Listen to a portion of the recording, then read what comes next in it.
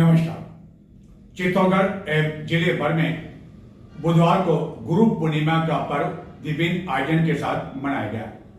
इस अवसर पर चित्तौड़गढ़ में विभिन्न मंदिरों के साथ ही बूंदी मार्ग स्थित रामद्वारा, जहाँ की संत दिग्विजयराम महाराज के मुखार बिंद से 29 जुलाई गुरुवार से चातुर्मास सत्संग भी आरंभ हो गया।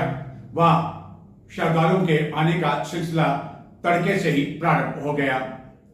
कई भक्तों, शिष्यों के साथ ही जन प्रतिनिधियों द्वारा भी संतों आदि से आशीर्वाद लिया गया। लेकिन गुरु पूर्णिमा पर यह सवाल अवश्य उठता है कि क्या आज के समय शिष्य और गुरुओं के बीच जितनी अधिक नजदीकी होनी चाहिए वह है, या इसमें कहीं न कहीं टकराव के हालात उत्पन्न होते जा रहे हैं, दूरियां बढ़ती जा रही है। क्या इसके लिए परिवार के सदस्य जिम्मेदार है या स्वयं शिष्य या गुरु जिम्मेदार है? यही सवाल किया हमने संत दिग्विजयराम महाराज से। बताएंगे कि आखिर उन्होंने इस बारे में क्या कहा। वहीं चित्तौड़ दुर्ग स्थित कालिका माता मंदिर में भी इस अवसर पर विभिन्न आयोजन के साथ महाप्रसादी का आयोजन किया गया। गुरु पूर्णिमा भारतीय संस्कृति का एक पावन पर्व है, जो ज्ञान, शिक्षण और मार्गदर्शन के प्रति गुरु को समर्पित होता है।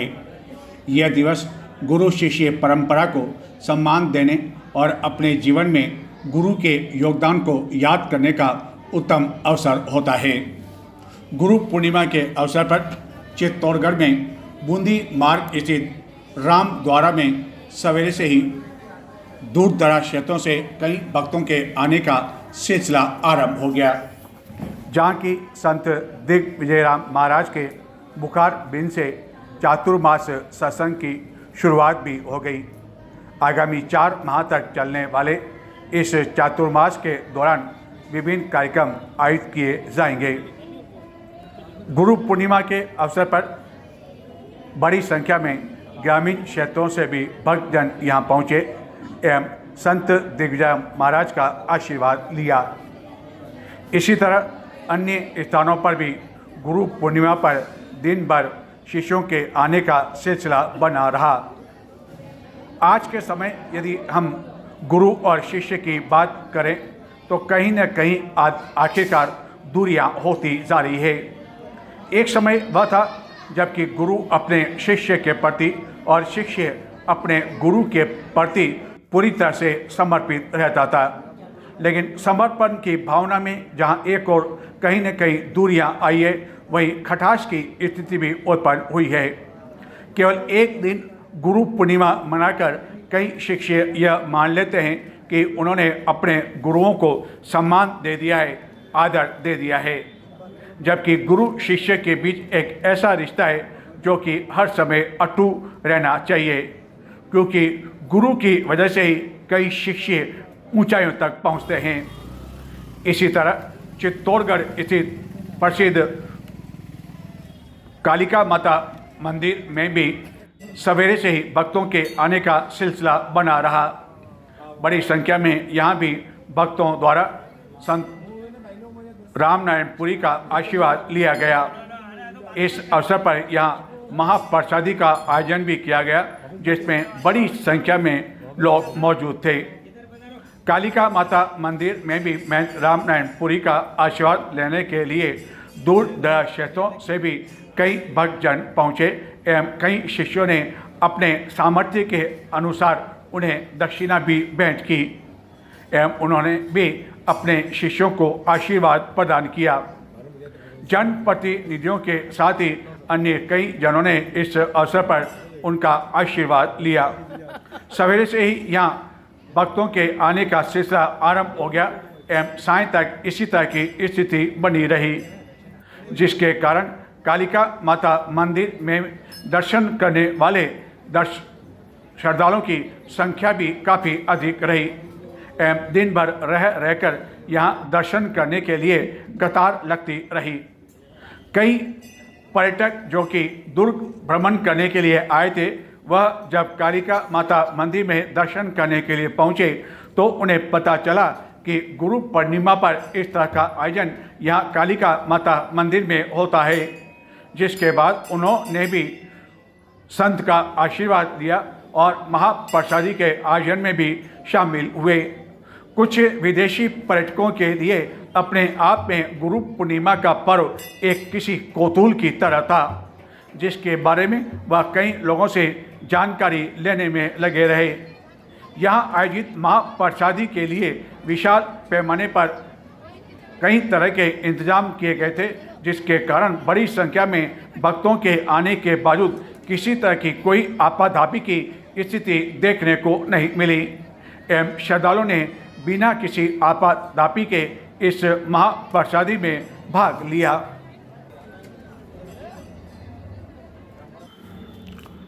चित्तौड़गढ़ के सांसद चंद्रभान सिंह आर्या के अलावा अन्य कई जनप्रतिनिधियों ने भी इस अवसर पर राम द्वारा पहुंचकर संत दिग्विजय महाराज के साथ ही अन्य संतों का आशीर्वाद लिया। दुर्ग स्थित रामनारायणपुरी का भी विधायक एवं अन्य जनप्रतिनिधियों द्वारा आशीर्वाद लिया गया।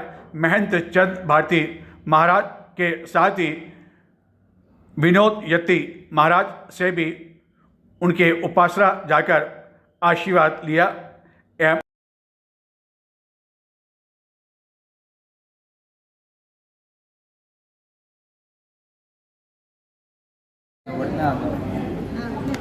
महाशिवरात्रि गुरु पूर्णिमा का बहुत बड़ा दिन है।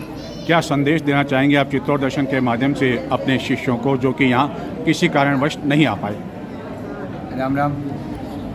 हमारे शास्त्रों में गुरु की बड़ी महत्ता बताई गई है और कबीर जी ने लिखा है, सात समुद्र की मसी करूं लेखनी सब बन राय, सब धरती कागज करूं तो भी गुरुगुण दिखा न जाए। शास्त्रों में वर्णन है कि गुरुदेव की महिमा जो है वो शब्दों में पूरी नहीं जा सकती, अथाह है, अगाध है। गुरु पूर्णिमा ये पर्व है जो साल पर्यंत साधक शिष्य प्रतीक्षा करते हैं कि इस पर्व पर हम अपनी श्रद्धा, अपना समर्पण, अपनी आस्था सद्गुरु के चरणों में रखें। और यही कारण है कि आज प्रातःकाल से बाहर से, आसपास से, कई क्षेत्रों से भक्तों का निरंतर आगमन हो रहा है। कई लोगों का नहीं आना हो पाया है, उनसे मैं यही कहना चाहूँगा कि आज के दिन अवश्य अपने गुरु का स्मरण करके और उनके प्रति हमें कृतज्ञता अर्पित करनी चाहिए कि उन्होंने जो नाम दिया, उन्होंने जो हमको सतमार्ग दिया, हम उस नाम का स्मरण करते रहें और सतमार्ग की ओर अग्रसर होकर अपने जीवन के आत्मकल्याण की ओर हम अग्रसर हों, अपने जीवन का उद्धार करें। आज गुरु पूर्णिमा पर सबसे बड़ा सवाल उन शिष्यों और उन अध्यापकों का है जो शिक्षा से जुड़े हुए हैं। क्या आप मानते नहीं कि उन शिष्यों और गुरुओं के बीच में कहीं न कहीं दूरियां कम होती जा रही जो कि पहले बहुत नज़दीक थी? वर्तमान समय में जैसा कि हम देख रहे हैं भौतिकवाद की चकाचौंध और भौतिकवाद बढ़ता जा रहा है। पहले जो एक हमारी गुरु प्रणाली, गुरु परंपराएं थी, गुरुकुल की परंपराएं थी, तो जो संस्कार दिए जाते थे वो प्रगाढ़ रहते थे। आज जो इसका कारण है वो मूल बात संस्कार ही है। अगर संस्कार वैसे हों, और हमारे धर्मशास्त्रों में कहा गया है माता पिता और गुरु उनको वंदन करने का। स्वयं राम जी जब राघवेंद्र सरकार की दिनचर्या प्रारंभ होती थी तो प्रातःकाल उठ के रघुनाथा माता पिता गुरु नावी माता, उठते ही सबसे पहले माता पिता को प्रणाम करते थे। हमारे सनातन धर्म में मातृदेवो भव, पितृदेवो भव, आचार्य देवो भव का संदेश दिया। अगर ये संस्कार फिर से जागृत होंगे तो ये समस्याएं समाप्त हो सकती हैं। तो ये जो गिरावट आ रही है इसके लिए जिम्मेदार कौन है, माता पिता या स्वयं जो है शिष्य? नहीं, इसमें देखो माता पिता का भी कहीं ना कहीं अंश है, क्योंकि पहले आप देखो जब घरों में सबसे बड़ी प्रॉब्लम तो ये है कि आजकल एकल परिवार हो गए, न्यूक्लियर फैमिलीज हो गई है, हम दो हमारे दो। शहरों में तो अब ये पैटर्न आ गया कि हम दो हमारे। पहले दादा दादी घर में होते थे तो पोतों को हाथ पकड़ के मंदिर ले जाते थे, बच्चों को सिखाते थे मंदिर जाओ, रामद्वारे जाओ, राम राम करो, फिर तुमको भोजन मिलेगा। अब दादा दादी नहीं है घर में तो मंदिर ले जाए कौन? माता पिता अपने आप में इतने व्यस्त है कि वो संस्कार देने की उनको फुर्सत नहीं है। ऐसे में फिर अपेक्षाएं होती है माता पिता को कि भाई हम अपने बच्चे हमारे अनुसार हो, लेकिन कहीं ना कहीं बच्चे भी जिम्मेदार हैं, माता पिता भी। दोनों पक्ष अगर मजबूत चलेंगे तो ये समस्याएं नहीं रहेगी। कई आदर्श परिवार हैं वर्तमान समय में भी जहाँ समस्या नहीं है, क्योंकि उन्होंने संस्कारों पर बल दिया, बच्चों पर भी वो रखा और माता पिता ने भी पूरा संस्कार दे करके और उनकी जीवन शैली वैसे बनी।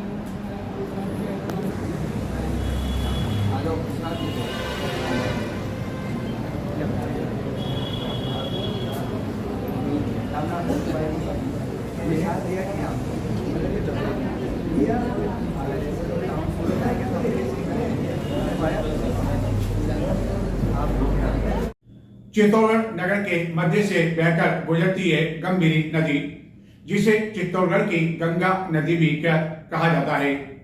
इस नदी को प्रदूषण होने से बचाने के लिए नगर परिषद द्वारा काफी समय पहले इस यहाँ स्थित गंभीरी पुलिया के दोनों ओर विशाल कलश लगाए गए, ताकि लोगों द्वारा जो पूजा करने के बाद पूजन सामग्री है उसे गंभीरी नदी में विसर्जित करने के स्थान पर यहाँ कलश में डाल दी जाए और बाद में नगर परिषद के कर्मचारी इसे निकालकर अन्य जलाशय में इसे विसर्जित कर दे। लेकिन कई बार इन कलश की क्या स्थिति होती है और लोगों की जो भावनाएं उनकी आस्था पर भी चोट लगती है, बताते हैं क्या स्थिति रहती है इन कलश की। चित्तौड़गढ़ नगर के मध्य से बहकर गुजरती है गंभीरी नदी, जिसे चित्तौड़गढ़ की गंगा नदी भी कहा जाता है। यह बात अलग है कि गत कई महीनों से यह गंगा नदी प्रदूषित हो रही है।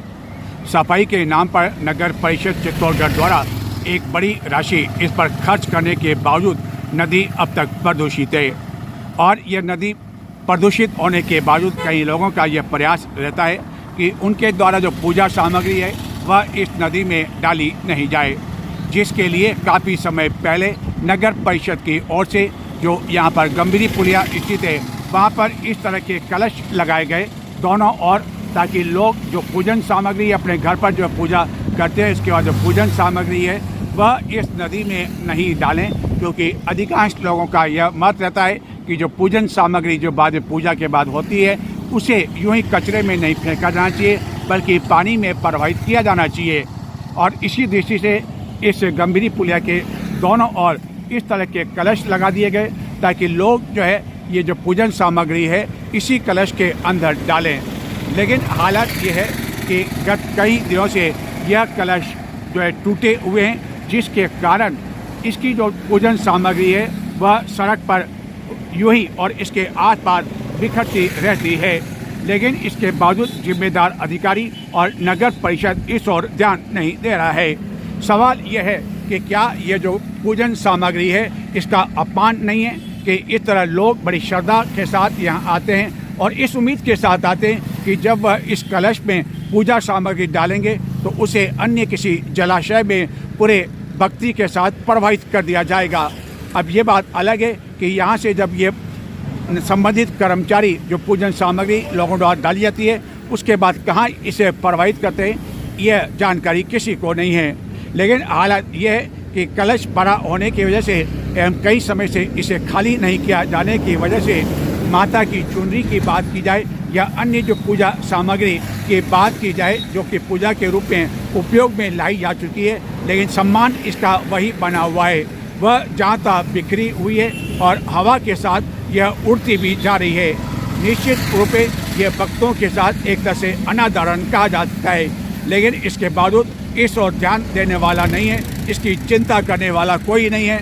चाहे यह कलश भर जाए और उसके बाद जो सामग्री है, माता की चुनरी है, अन्य जो फूल माला है, वह हवा के साथ क्यों न इधर उधर उड़ते रहें।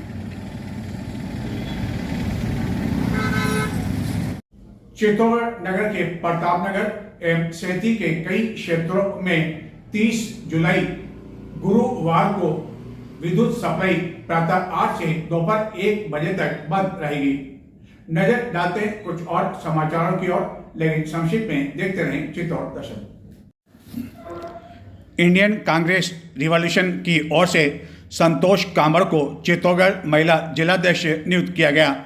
इस नियुक्ति को लेकर संगठन के पदाधिकारियों एवं कार्यकर्ताओं ने कामर का स्वागत करते हुए विश्वास व्यक्त किया कि उनके अनुभवी नेतृत्व में चित्तौड़गढ़ जिले में संगठन न केवल अधिक सशक्त होगा, बल्कि सामाजिक सरोकार एवं जनहित कार्यों को भी नई गति मिलेगी।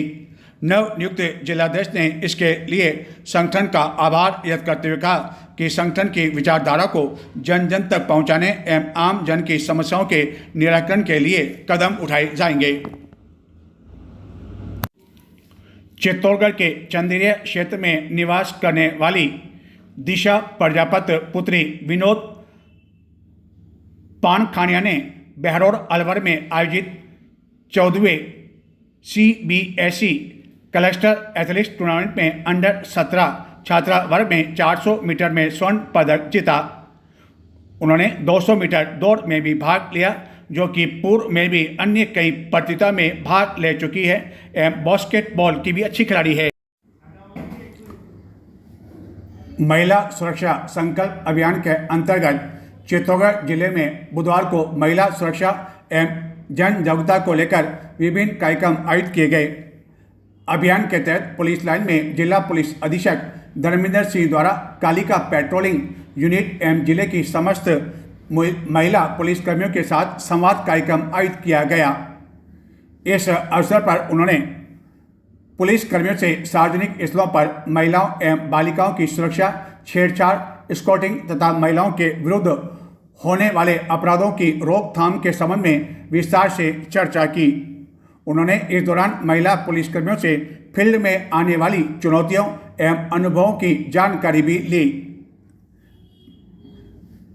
इसी तरह शहर के प्रमुख मार्गों पर जागरूकता पैदल मार्च निकालकर आम जन को महिला सुरक्षा संबंधी कानूनों, हेल्पलाइन एवं विभिन्न योजनाओं की जानकारी भी इस अवसर पर इस यूनिट द्वारा प्रदान की गई एवं आम जन को राजकॉप सिटीजन ऐप डाउनलोड करने के लिए भी प्रेरित किया गया तथा महिला गरिमा हेल्पलाइन के बारे में भी जानकारी दी।